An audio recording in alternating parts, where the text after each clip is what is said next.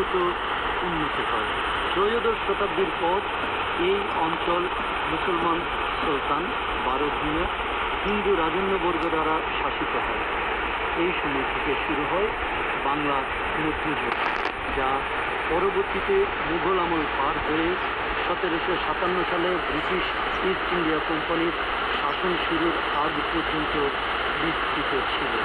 শ্রোতাবন্ধু, এই মধ্যযুগে বাংলার রাজনৈতিক, সামাজিক ও সাংস্কৃতিক ক্ষেত্রে উল্লেখযোগ্য পরিবর্তন ও বিকাশ ঘটেছে।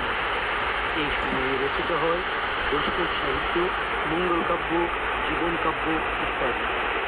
এই সময়ের উল্লেখযোগ্য সাহিত্যিকদের মধ্যে রয়েছেন বিদ্যাপতি, চণ্ডীদাস, কীর্তিবাস ওঝা, কাশিরাম দাস, ভারতচন্দ্র রায় প্রমুখ।